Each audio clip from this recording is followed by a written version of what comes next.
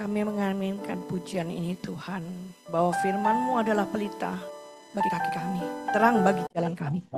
Di tengah carut marut hidup kami, di tengah kegelapan yang senantiasa menantang di sekeliling kami. Kami mohon kiranya Roh Kudus berbicara kepada hamba-Mu, menyampaikan kebenaran firman-Mu kepada setiap kami yang ada di tempat ini. Berbicara Tuhan, setiap kami yang hadir di tempat ini bisa menjadi serupa dengan Engkau. Terima kasih Bapak. Di dalam nama Tuhan Yesus kami berdoa. Amin. Silakan duduk.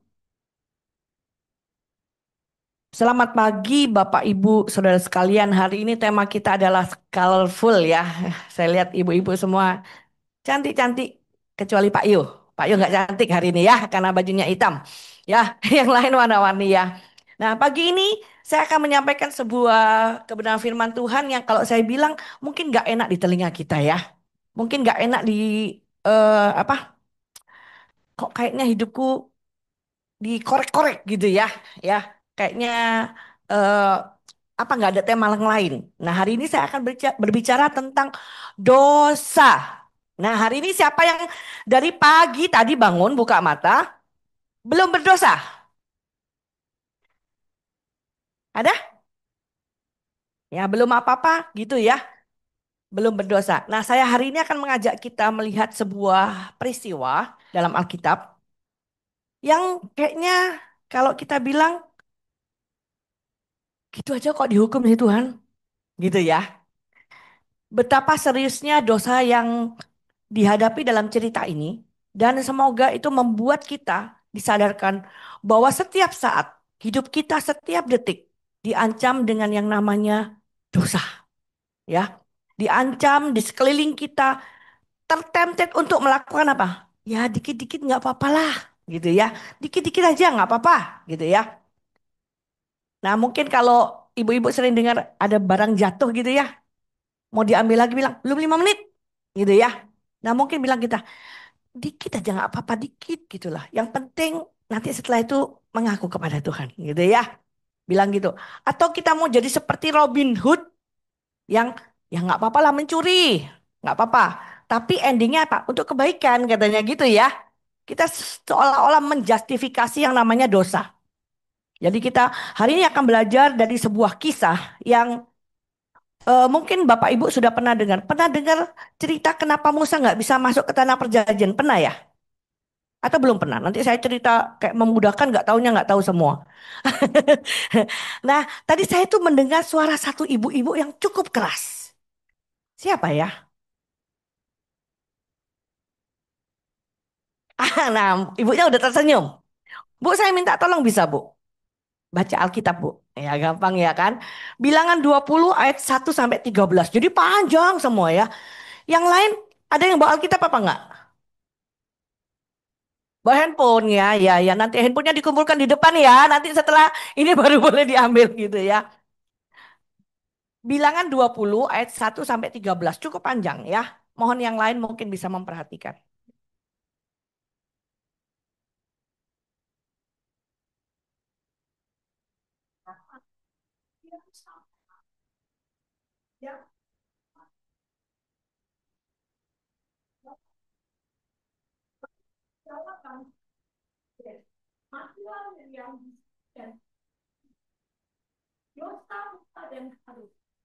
Yang kedua, pada suatu kali ketika tidak ada air bagi berkumpullah mereka menghubungi Musa dan bertengkarlah bangsa dengan katanya, sekiranya kami mati binasa pada waktu saudara-saudara kami mati binasa di hadapan, mengapa kamu membawa jemaat Tuhan pada jurus ini supaya kami dan tempat kami mati di sini? Kenapa kamu memimpin kami keluar dari Mesir untuk membawa kami ke tempat ini yang bukan tempat kabur, tanpa pohon ara, anggur, dan delima, bahkan air minum pun tidak ada. Maka pergilah Musa dan Harun dari umat itu ke pintu pertemuan. Kemudian tampaklah kemuliaan Tuhan. Tuhan berfirman kepada Musa, ambillah tongkatmu itu dan kau dan Harun Musa harus menyuruh umat itu berkumpul. Katakanlah di depan mata mereka pada bukit batu itu supaya diberinya air. Demikianlah kau keluarkannya air dari batu bagi mereka dan memberi minum umat serta ternak. Ayat ke-9. Lalu Musa mengambil tongkat itu dari hadapannya dan dari hadapan seperti yang diperintahkannya. Ketika Musa dan Harun melakukan jemaat di depan bukit, berkatalah ia pada mereka, dengarkanlah kepadaku, hai orang-orang durhaka, apakah kamu harus keluarkan air bagimu dari bukit ini? Sesudah itu Musa mengangkat tangannya, lalu memukul bukit itu dengan tongkat. Maka keluarlah banyak sehingga umat itu dan ternak mereka dapat hidup. Tetapi Tuhan berfirman kepada Musa, karena kamu tidak percaya kepadaku dan tidak menghormati kekudusanku di depan mata orang Israel, itulah sebabnya kamu tidak akan membawa jemaat ini masuk ke negeri yang beri. Yang 13. Itulah mata airnya tempat orang Israel bertengkar dengan Tuhan. Dan ia menunjukkan kekudusannya di antara. Ya, terima kasih. Dengan Bu siapa, Bu? Bu Dewi. Oke, terima kasih ya Bu Dewi ya. Kayaknya Bu Dewi lebih cocok jadi pengkhotbah ya, Saudara. Suaranya apa? Cocok gitu ya untuk cerita gitu ya. Nah, siapa yang sudah pernah dengar cerita ini ya? Ada beberapa ya. Ah, nah, untuk lebih gampangnya saya nggak mau cerita dari Adam dulu, Saudara ya kelamaan nih ya. Langsung ke ceritanya ini dan saya akan membantu Saudara dengan melihat sebuah peta. Mungkin ditampilkan yang slide berikutnya ya. Nah, saya itu tipe pengajar, teman-teman. Jadi supaya kita paham ya. Nah, tahu ceritanya bangsa Israel keluar dari Mesir ya. Keluar dari Mesir, diperbudak di sana ratusan tahun oleh orang Mesir. Nah, itu tempat yang bernama Goshen, itulah Mesir. Dan sampai sekarang masih ada tempatnya ya. Mereka akhirnya dibebaskan oleh Tuhan masuk ke 40 tahun perjalanan di padang gurun. Padang gurun tuh siapa yang pernah lihat padang gurun ya? Pasti ada ya. Yang benar-benar ibarat sebuah tempat gundul. Isinya cuma batu-batu. Kalau ketemu pohon, aduh bersyukur ya ada pohon ya. Nah ini benar-benar gersang. Ya, orang Israel dipimpin oleh seorang tokoh bernama Musa. Karena Tuhan mengutus Musa, kamu memimpinnya bangsa ini pergi. Mengeluh, pergi ke daerah sini. Jadi kalau berpindah dari sini, menuju ke sini. Ya, dan Musa memimpin bangsa Israel. Saudara mungkin sudah dengar bagaimana tegar tengkuknya bangsa Israel. Dipimpin begitu rupa, mereka selalu komplain teman-teman. Nanti kalau gak ada, aduh enak di Mesir loh. Padahal mereka di Mesir jadikan budak. Tapi mereka kayak anak kecil bilang, enak yang dulu loh, kami bisa makan ini. Tapi disuruh kembali mungkin mereka nggak mau. Nggak ada air seperti anak kecil menangis meminta kepada Kak. Di Mesir banyak air, ada sungai Nil dan lain sebagainya. Nggak ada makanan, komplain. Di Mesir itu ada semangka, ada timun karena memang orang orang Mesir suka timun teman-teman ya. Saya punya tetangga dulu waktu di Amerika, tetangga saya orang Mesir, orang asli.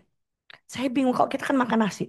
Mereka tuh harus ada timun di makanannya. Maka saya ngerti kenapa dikatakan orang Israel bilang enak ya di Mesir tuh ada semangka, ada timun gitu ya. Ya itu memang begitu. Saya lihat tetangga saya begitu. Tiap kali makan pasti ada timun. Bukan acar loh teman, bukan. Timun. Timun tanpa rasa. Ya.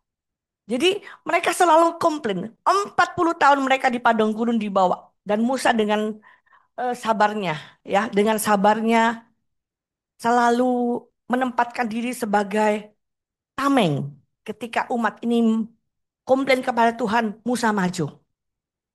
Bahkan pernah juga bangsa ini istilahnya kayak anak kecil tuh mutung, saudara.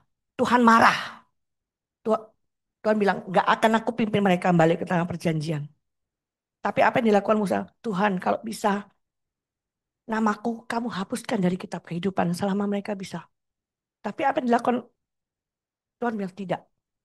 Mereka harus tetap dihukum. Ya Musa selalu tampil sebagai pahlawan, sebagai seorang pemimpin, ya. Dan itu berjalan 40 tahun, ya. Ya di sini ada yang umur 40 tahun,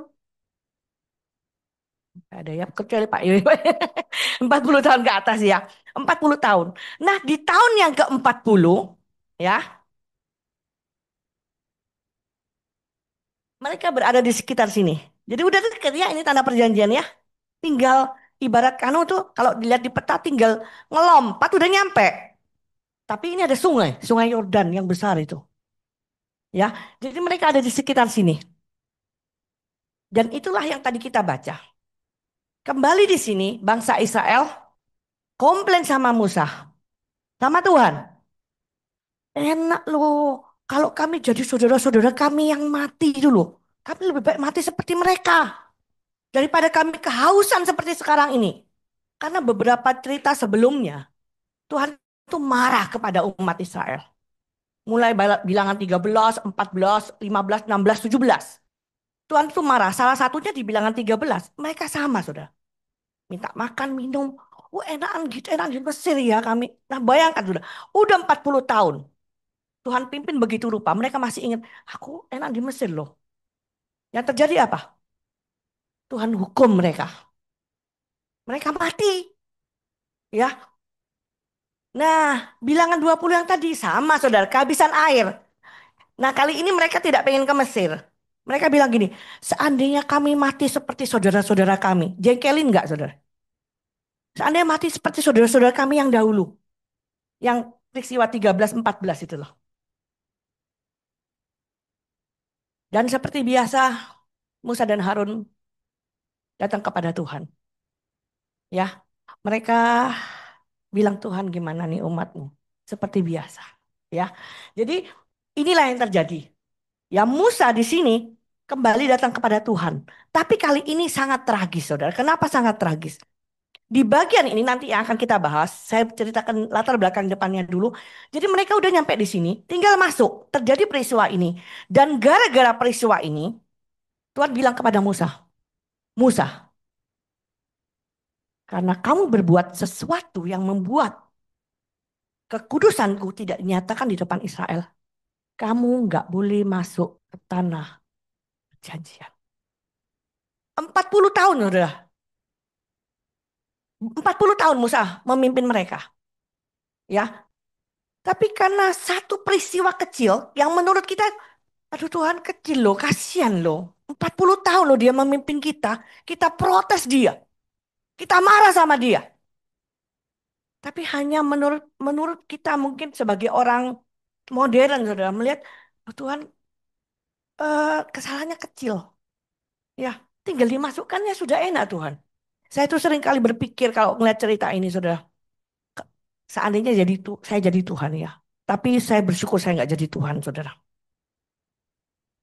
Kalau saya jadi Tuhan, saya akan bilang kepada Musa, Musa, kamu nanti masuk, masuk ngelewati Sungai Yordan, setelah itu kamu mati. Ya, jadi kayak sebuah cerita itu kayak eh, happy ending ya mungkin ya, tetap ya. Masuk aja ke tanah perjanjian, kamu mati.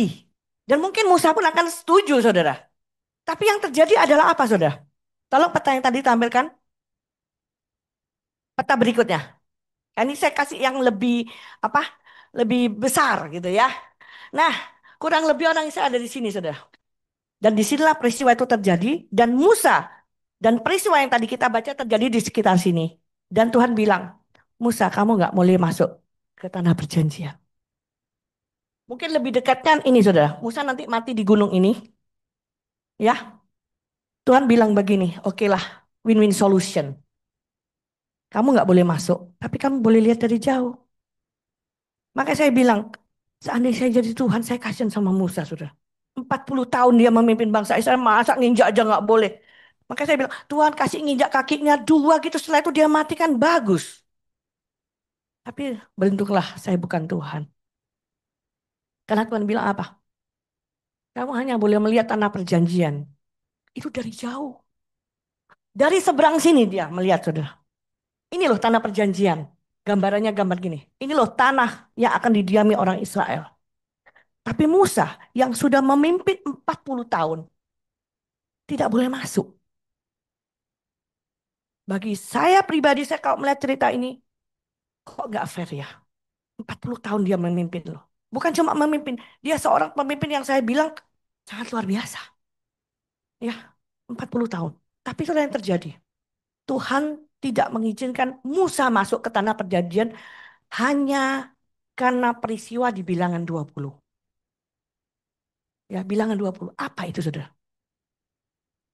Ya, tadi yang sudah dibaca oleh Bu Dewi, nanti kita akan jelaskan. Kira-kira dosanya Musa itu apa sih? Gitu ya. Dan sebelum kita tahu cerita ini, bilangan itu mulai pasal 13, 14, 15, 16, 17, 18, 19 sampai 20.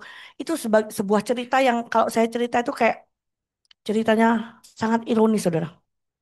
Banyak terjadi pemberontakan, Tuhan menghukum. Itu 13, 14. Hukum orang-orang yang bersungut-sungut. Mereka mati di padang gurun. 16, 17. Ada yang memberontak kepada Musa. Ya, yang terjadi apa? Dihukum sama Tuhan. Dihukum sama Tuhan. Ya. Dan kali ini kita akan dapatkan dimulai tadi dicerita oleh Ibu Dewi, kakak Musa yang bernama Miriam mati. Jadi Miriam gak sempat masuk ke tanah perjanjian juga teman-teman. Dia udah mati di padang gurun di tahun ke-40. Jadi mereka bakal masuk tuh. Tapi mati duluan si Miriam. Nah ini tinggal dua, Musa sama Harun. Yang ya kemungkinan masuk ke tanah perjanjian. Tapi yang terjadi apa saudara? Yang tadi dibaca oleh Ibu Dewi. Tuhan bilang, kamu tidak boleh masuk ke tanah perjanjian. Ya, kira-kira dosanya Musa ini apa teman-teman? Ya, kira-kira dosanya apa kalau menurut Bapak Ibu? Pernah dengar cerita ini ya? Pernah dengar kenapa dosanya Musa? Tidak percaya. Dalam hal apa Musa tidak percaya? Kami, gitu. Apakah kami harus mengeluarkan air dari sini? Wah, nggak percaya dia sombong banget dia. Apakah kami, gitu? Padahal yang mengeluarkan air siapa? Tuhan, gitu ya. Ada yang lain? Nah, sebelum kita masuk ke sana, saya saya ingin menjelaskan kepada Bapak Ibu, mengapa cerita ini dosanya Musa ini serius banget, ya. Sebab kalau nggak serius sama Tuhan, ya itu seperti tadi saya mengizinkan Musa masuk ke tanah perjanjian kemudian mati. Tapi dosa ini sangat serius, saudara. Seriusnya, yaitu sampai nggak boleh masuk. Itu kan kalau orang Jawa bilang nemen dosanya. Ya, padahal kalau kita baca tadi sepintas, kira-kira apa ya dosanya Musa ya? Ya tadi Bu Dewi bilang, oh, karena dia bilang kami, gitu ya. Apakah benar nanti kita lihat ya? Dosa Musa itu sangat serius, sehingga tidak bisa diizinkan masuk. Dan Musa pernah berkata kepada Tuhan dalam Ulangan 3 ayat 26. 3 ayat 26 Musa bilang begini, Tuhan, please ya masuk ya. Ya, mungkin saya minta tolong teman saya Nancy ya membacakan ya supaya daripada dia diam-diam saja di sana. Ulangan 3 ayat 26. Ini permintaannya Musa kepada Tuhan. Dia pengen masuk ke tanah perjanjian. Ulangan 3 ayat 26. Yang keras ya Nancy ya. Pakai mic.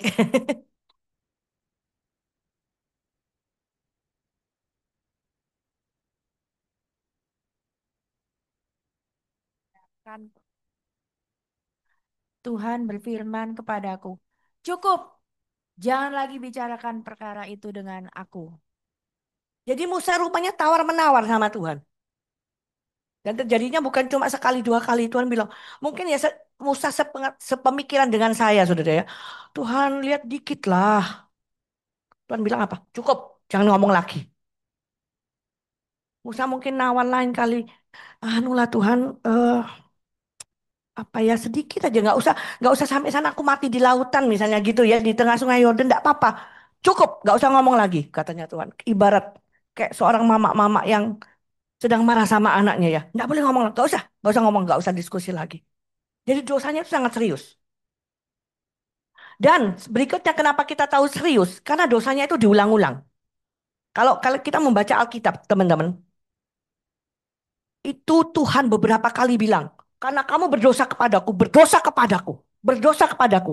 Nah, ini seperti kalau seorang anak ditanya, kamu milih mama atau papa? Lebih senang mama, parenting sama mama atau papa? Enak sama papa. Kenapa? Ngomongnya cuma sekali. Kalau mama, berulang kali. Jangan lupa ya. Oke, jangan lupa. Nanti mau berangkat, jangan lupa loh ya. Gitu ya. Sampai ke sekolah, jangan lupa ya. Poinnya sama, masalahnya sama. Biasanya begitu ya anak-anak ya. Kalau sama papa cuma sekali, gitu ya. Nah itu mungkin Tuhan begitu, saudara. Mungkin Musa kan bilang, udah Tuhan udah tahu aku gak boleh masuk ke tanah perjanjian. Gak usah kamu ngomong berkali-kali. Kenapa? Tuhan tuh ngomong berkali-kali, saudara. Nanti di bagian setelahnya saya tunjukkan. Tuhan bilang, karena kamu tidak percaya sama aku, tidak menghormati kedudukan. Kamu memberontak terhadap aku. Kamu nggak boleh masuk tanah perjanjian. Yang berikutnya, kenapa dosa ini sangat serius? Kenapa, saudara? Di bagian sebelumnya, di bagian 13, 16, itu tiap kali orang Israel bersungut-sungut sama Tuhan dihukum. Nanti di rumah ya ibu-ibu yang punya waktu baca. Bilangan 13, 14, 16, 17 dibaca. Mereka bersungut-sungut sama Tuhan dihukum. Seharusnya bilangan 20 ini kan juga sama ceritanya. Orang Israel ngapain? Bersungut-sungut. Seharusnya mereka dihukum. Loh kok Musa yang dihukum? Harusnya kan mereka dihukum kalau ngelihat polanya itu loh ya. Tiap kali mereka bersungut dihukum oleh Tuhan. Tapi kali ini yang terjadi adalah mereka orang Israel tidak dihukum oleh Tuhan, malah airnya keluar dari bukit batu, yang dihukum adalah Musa. Jadi dosanya Musa itu serius banget. Sehingga Tuhan itu tidak membuka pintu hatinya kepada Musa bahkan sedikit. Ya, jadi tadi kita akan masuk ya, kira-kira dosanya Musa apa? Ya, tah? Nah, yuk kita lihat beberapa kemungkinan dosanya Musa. Ya, berdasarkan yang kita sudah sampaikan tadi. Ya, yang pertama, dosanya Musa itu apa kira-kira? Memukul bukit batu padahal Tuhan nggak nyuruh. Siapa ya yang suaranya keras lagi atau volunteer untuk membaca bilangan 20 ayat yang ke-8. Ayat yang ke-8. Siapa? Masa Bu Dewi lagi? Oke, Bu Dewi lagi dah. Ayat yang ke-8.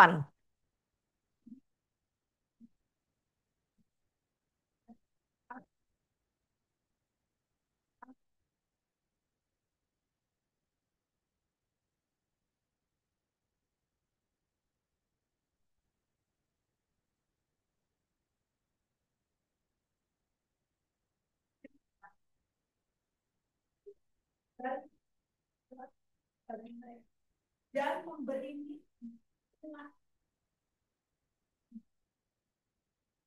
yang disampaikan Tuhan apa? Musa ngapain? Ngomong kepada bukit batu. Yang dilakukan Musa apa? Pukul. Makanya dihukum. Katanya gitu, ya kan? Bukan cuma itu, yang selanjutnya. Ada yang bilang, mukulnya bukan cuma sekali, 2 kali. Ya, di dalam ayat yang ke-11 dikatakan itu, sesudah itu Musa mengangkat tangannya, lalu memukul bukit batu itu dengan tongkatnya 2 kali. Ya, mungkin udah nggak sabar, sekali kurang, saudara. 2 kali langsung ya. Mungkin dipikir begitu. Nah itu tadi yang mana tolong sampaikan ayatnya. Memukul bukit, memukul dengan tongkatnya 2 kali. Ya, jadi gara-gara satu kebanyakan 2 kali akhirnya dihukum katanya gitu, saudara ya. Ada kemungkinan yang lain. Yang tadi diomong sama Bu Dewi, Musa itu sombong. Sombong kenapa? Dalam ayat yang ke-10. Dengarlah kepadaku, hai orang-orang durhaka, apakah kami harus mengeluarkan air dari bukit? Apakah kami,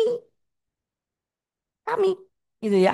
Jadi seakan-akan Musa udah, aku nih sama kakakku yang bisa mengeluarkan. Jadi kami ya dalam bentuk jamak. Apakah kami dalam arti kami berdua mengeluarkan air dari bukit batu itu?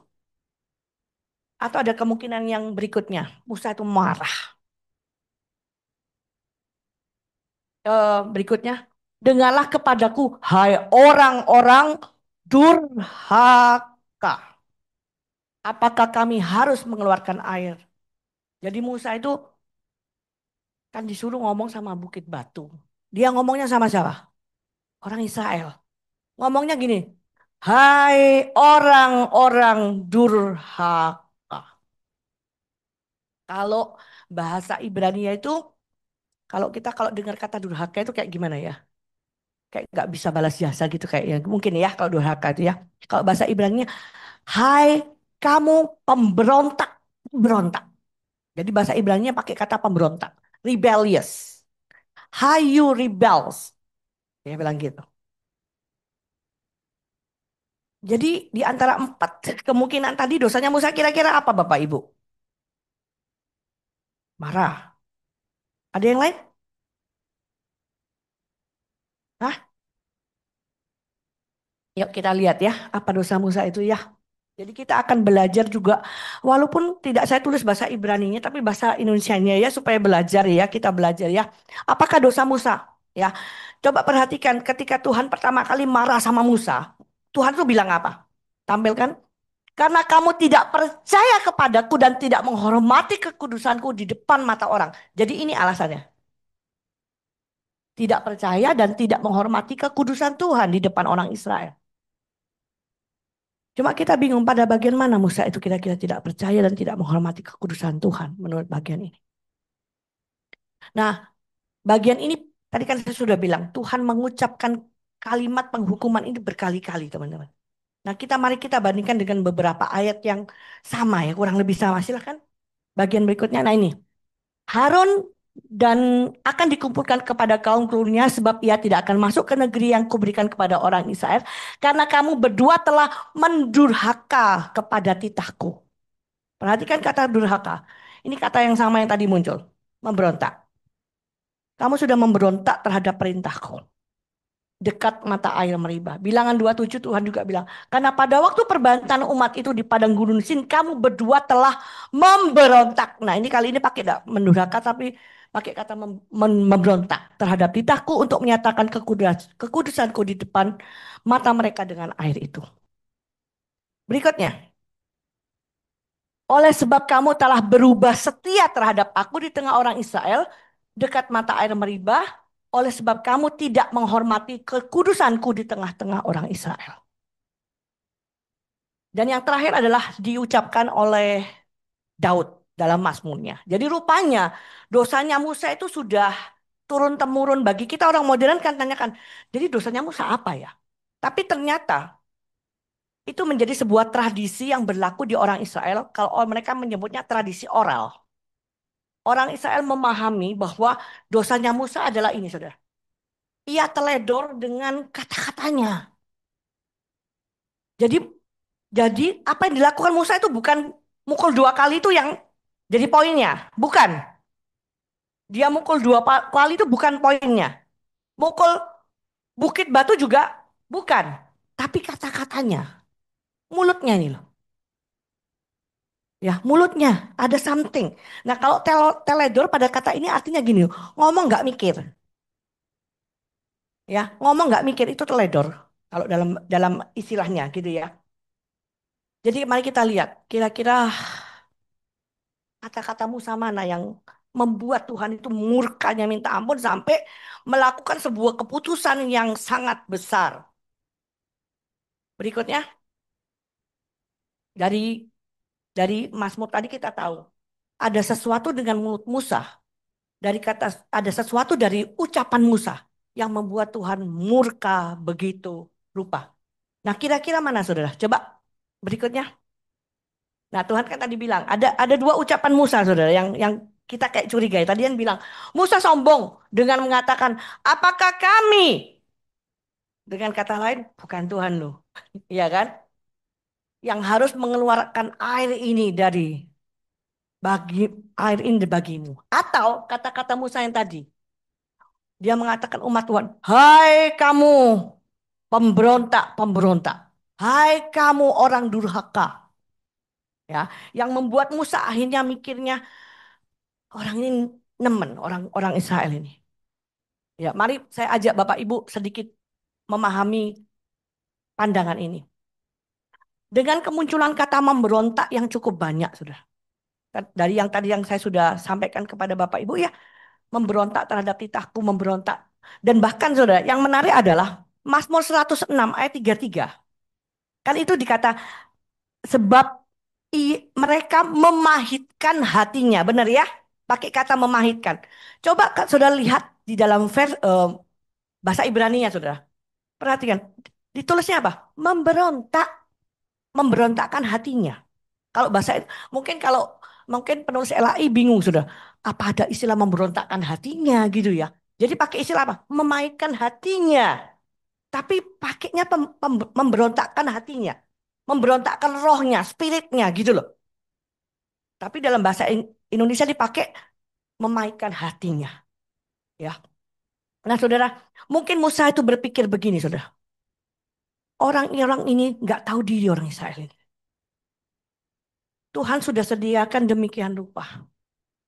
Dan peristiwa pasal 13 dihukum. Pasal 16 dihukum. Apa enggak kapok? Sebentar lagi kamu dihukum lagi sama Tuhan. Ya, sebentar lagi kamu akan dihukum sama Tuhan.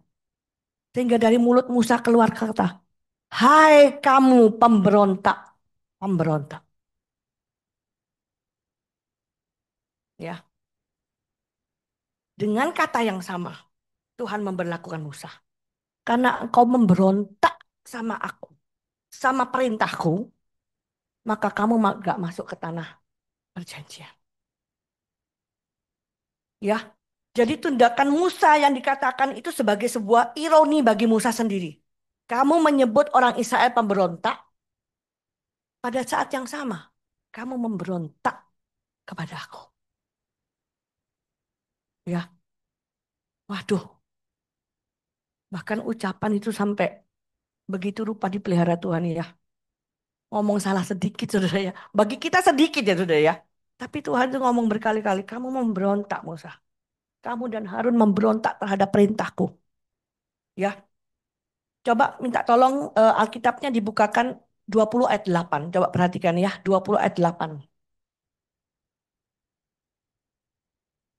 Ambillah tongkatmu itu dan engkau dan Harun kakakmu harus menyuruh umat itu berkumpul. Ayat 9. Katakanlah di depan mereka kepada bukit batu ini.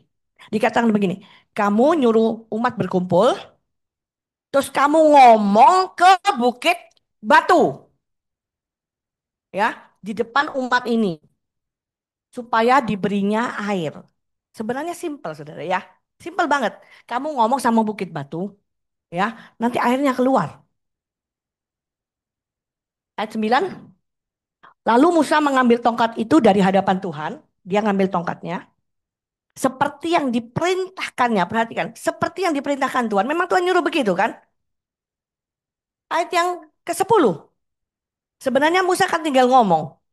Hai bukit batu, silahkan mengeluarkan air. Iya kan? Cuma sesimpel itu. Tapi inilah yang terjadi, saudara. Jemaatnya dikumpulin, umatnya dikumpulin, di depannya bukit batu, berkatalah ia kepada mereka. Harusnya berkata kepada siapa? Bukit batu. Tapi dia berkata kepada orang Israel. Dan omongannya yang tadi itu sudah. Hai kamu pemberontak-pemberontak. Haruskah kami mengeluarkan air dari bukit batu ini? Walaupun begitu, airnya tetap keluar. Iya kan? Airnya tetap keluar dari bukit batu itu sudah. Tapi Musa sini. Tidak ada lagi keterangan seperti ayat yang 9. Seperti yang diperintahkan Tuhan. Karena Tuhan tidak memerintahkan ini kepada Musa. Dia cuma minta ngomong ke Bukit Batu. Tapi ngomong ke orang Israel marah-marah. Menyebut mereka dengan pemberontak. Ya, mungkin kita akan bilang, kan benar Bu, memang mereka pemberontak. Benar, mereka juga pemberontak. Tetapi perhatikan, Tuhan tidak melihat itu. Tuhan bilang, kamu loh pemberontak terhadap firmanku. Kamu mungkin saudara, kalau saya mau ngomong gini, bukannya ketika Tuhan berbicara kepada Musa dan Harun, kamu nanti kumpulkan umat. Nggak ada umat yang tahu, saudara. Nggak ada umat yang tahu. Mereka datang ke kemah pertemuan, mereka berbicara kepada Tuhan, dan Tuhan bilang, kamu kumpulkan umat ya. Nanti setelah kumpulkan umat, kamu ngomong ke Bukit Batu di hadapan mereka. Dan yang dilakukan Tuhan, Musa apa? Mungkin kalau saya jadi Tuhan sekali lagi, saudara, berandai-andai jadi Tuhan, nggak apa-apa lah, salah sedikit ya kan? Nggak ada orang denger. Kan tadi yang ngomongnya cuma sama Musa sama Harun. Jadi walaupun yang penting airnya keluar. Benar nggak? Airnya keluar nggak? Keluar. Tapi Tuhan nggak begitu, saudara. Walaupun nggak ada yang melihat, orang Israel nggak ada yang tahu. Apa yang dilakukan Musa, itu berdosa bagi Tuhan. Kamu sudah nggak menuruti perintahku, menyebut orang Israel dengan pemberontak. Makanya tidak heran dikatakan apa, saudara? Hai, kamu pemberontak. At the same time, Musa dikatakan, kamu berdua memberontak kepada aku. Ya, jadi terus yang bagian yang paling terakhir, bukan terakhir, berikutnya, enggak ada, masuk dua. Nah ini, kalau bahasa Ibraninya seakan-akan dosanya Musa itu kan dua, sudah. Karena kamu tidak percaya kepadaku dan tidak, ya kan begitu ya. Karena kamu tidak percaya dan tidak menghormati kekudusanku. Itu sebenarnya kalau dalam bahasa Ibraninya ini, sudah, yang benar. Karena kamu tidak percaya kepadaku untuk, ya bukan, jadi dosanya Musa itu cuma satu. Kalau yang itu seakan-akan dua. Kamu nggak percaya, kamu tidak menghormati kekudusanku. Enggak, justru ini yang benar. Karena kamu tidak percaya kepadaku untuk menghormati kekudusanku di depan mata orang Israel. Ya, walaupun kita tahu, kita bilang, ah, dalam hal apa ya Tuhan? Mereka juga nggak tahu apa yang terjadi kok. Bagaimana kekudusanmu aku aku berontakin gitu ya, aku langgar. Mereka juga nggak tahu kok. Tapi Tuhan bilang, ini dosamu. Ya, ketika dari mulut Musa keluar kata-kata yang teledor, ya, dia tidak melakukan apa yang Tuhan lakukan. Dia berpikir dengan pandangannya sendiri bahwa mungkin ini yang akan terjadi. Mungkin sebentar lagi Tuhan akan menghukum orang-orang yang memberontak ini. Tapi ternyata kalau kita lihat ceritanya, Tuhan nggak menghukum kali ini. Yang dihukum siapa? Musa. Dan itu sangat sangat mengenaskan bagi kita, saudara. Musa tidak bisa masuk ke tanah perjanjian. Dan ceritanya tiap kali dengan begini kayaknya. Aduh, ibarat sebuah cerita. Nah di sini kan biasanya kalau zaman kita waktu kecil teman-teman ya. Siapa yang suka cerita H.C. Andersen? Ya, ada ya Bapak Ibu yang baca H.C. Andersen ya. Itu kan biasanya kok ceritanya nggak pernah happy, nggak pernah sad ending ya. Selalunya and they live happily ever after gitu ya. Jadi, nah kalau Musa enggak saudara, harusnya Musa yang bisa masuk ke tanah perjanjian. Karena sebuah dosa yang dia lakukan dengan pemikirannya dia. Kemudian dari pemikiran keluar dari mulutnya. Musa nggak bisa masuk ke tanah perjanjian. Ya, di sini kita belajar sudah dari peristiwa ini. Dosa itu dosa. Tidak ada yang namanya dosa putih, ya kan? Dosa, nah kalau hitam pasti ya, kalau dosa hitam ya kan? Dosa hitam atau putih sama abu-abu lah, ya kan? Ya dikit-dikit lah boleh, nggak sampai 5 menit kok, gitu ya. Atau ya nanti yang penting kan tujuannya baik. Kita berdosa nggak apa-apa, tujuannya baik gitu ya. Kita lihat dari ceritanya sudah. Tadi tujuannya baik apa enggak? Baik. Karena setelah peristiwa itu orang Israel dapat minum. Kan seharusnya cincailah gitu ya. Yang penting orang Israel dapat minum. Tapi Tuhan nggak cincai sudah dengan yang namanya dosa.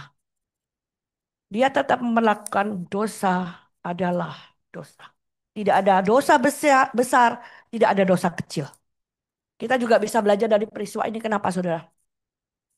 Kalau mau lihat Musa,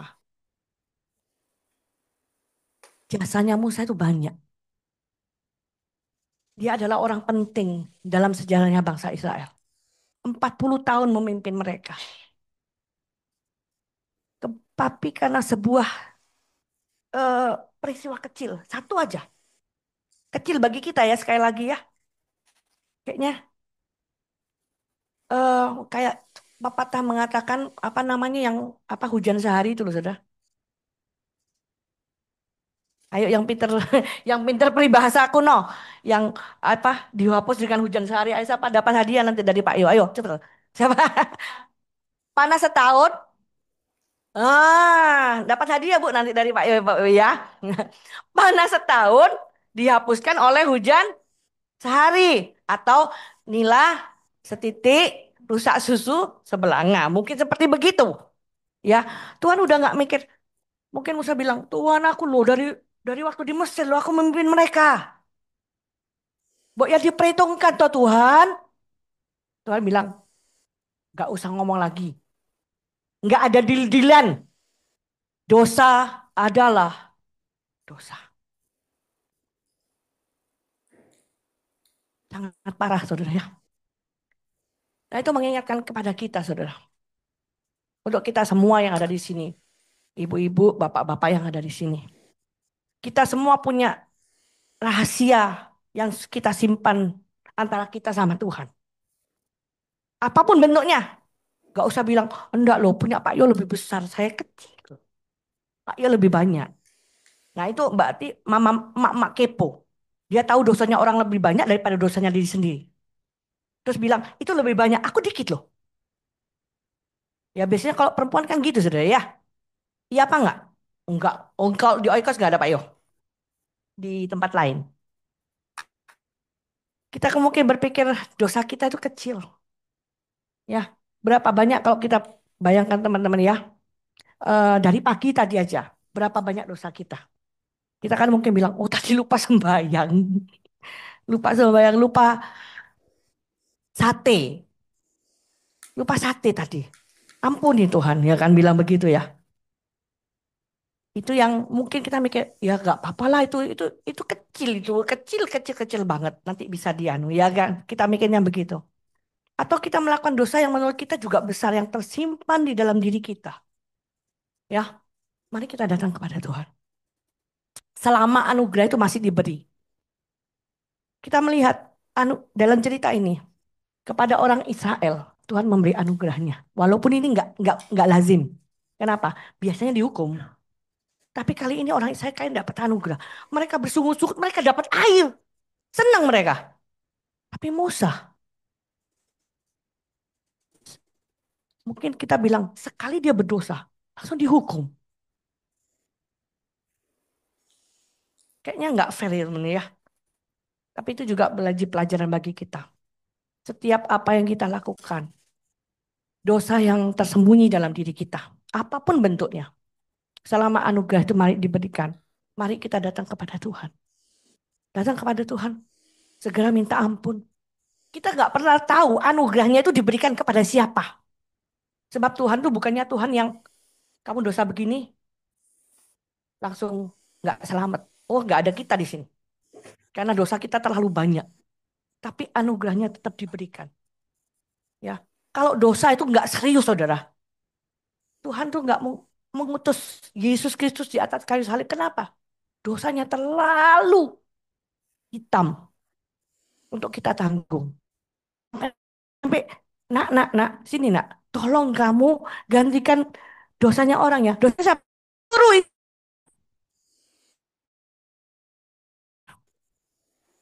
Mari kita datang kepada Tuhan ya. Bapak, Ibu, Saudara sekalian yang ada di tempat ini.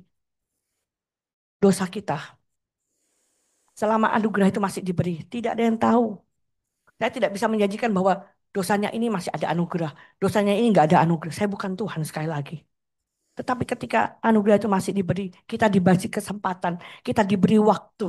Ya, mari kita datang kepada Dia, mohon ampun, mohon pemulihan dan lain sebagainya. Kadang-kadang saya mikir begini, sudah. Ada orang yang jahat banget. Kok gak mati-mati ya? Sorry, sorry. Bukan berarti yang umurnya panjang, enggak. Kita sering lihat satu orang ya, jahat banget. Kok matinya enggak? Mungkin kebanyakan MSG ya kali ya. Jadi enggak anu ya. Sedangkan yang kita lihat orang yang baik banget ya. Enggak lama kemudian, loh kok cepet dipanggil gitu ya.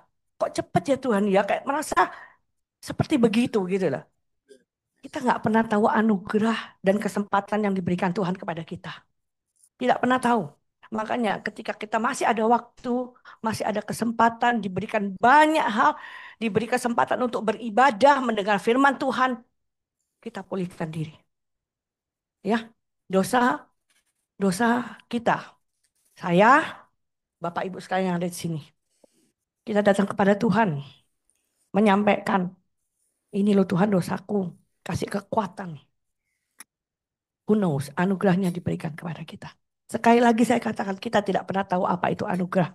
Dan kali ini Musa tidak mendapatkan anugerah karena dia dihukum, akhirnya dia masuk.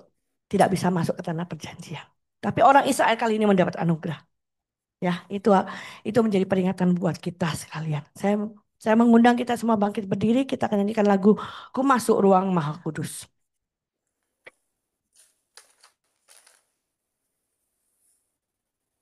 Minta tolong bantu nyanyi suara saya. Kebanyakan show teman-teman ya. Ku masuk ruang Maha Kudus.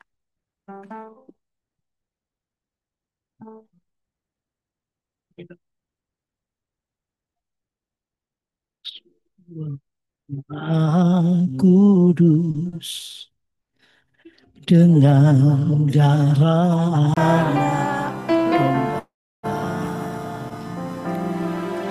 ku masuk dengan hati tulus, menyembah yang maha kuasa. Ku masuk ruang Maha Kudus. Ku masuk ruang Maha Kudus dengan darah anak domba. Ku masuk dengan hati tulus, menyembah yang maha kuasa. Ku menyembahmu. Ku menyembahmu,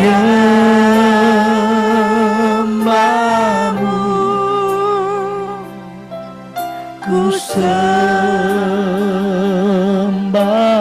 Ku menyembahmu. ku menyembahmu, ku sembahmu, sebab namamu kudus, kudus Tuhan. Sebab namamu kudus. Sebab namamu kudus, kudus Tuhan. Saya memberi kesempatan kita semua sejenak merenung. Mengintrospeksi diri kita masing-masing. Dosa sekecil apapun, kita hadirkan kepada Tuhan. Mohon pengampunan dari Tuhan.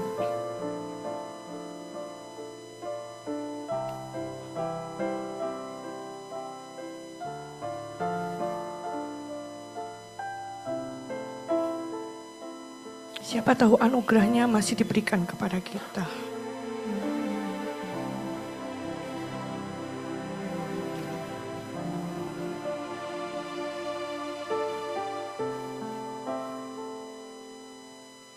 Terima kasih Tuhan.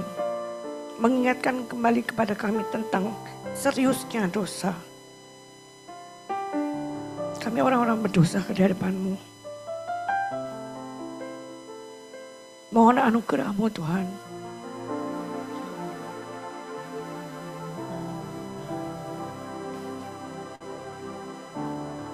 Sekali lagi kita nyanyikan Ku Masuk Ruang Maha Kudus. Ku masuk ruang Maha Kudus dengan darah anak domba. Ku masuk dengan hati tulus, menyembah yang maha kuasa. Ku menyembahmu. ku menyembahmu, ku sembahmu, ku menyembahmu, ku menyembahmu,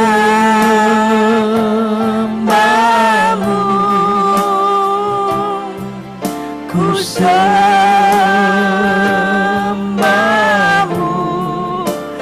sebab namamu kudus, kudus Tuhan. ku menyembahmu, Ku ku menyembahmu, ku sembahmu, ku sembahmu, ku menyembahmu, ku menyembahmu, ku sembahmu, sebab namamu namamu kudus, kudus. Tuhan. Sebab namamu kudus, sebab namamu kudus. Kami berdosa Tuhan, kudus. Tuhan. Sekali lagi, sebab namamu kudus, sebab namamu kudus, kudus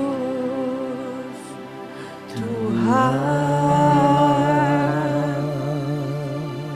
Kami menghampiri tahta kekudusan-Mu Tuhan, dengan harapan kami memperoleh anugerah, anugerah waktu, anugerah kesempatan untuk kami menjadi orang pribadi yang menjadi seperti Engkau Tuhan. Terima kasih untuk anak-Mu yang telah dikorbankan di atas kayu salib untuk setiap dosa yang kami lakukan. Terima kasih Tuhan, terima kasih. Sekali lagi, kiranya anugerah-Mu menaungi kami, melingkupi kehidupan kami, membalut setiap hati kami. Di dalam nama Tuhan Yesus kami berdoa. Amin. Amin. Silakan duduk kembali Bapak Ibu Saudara.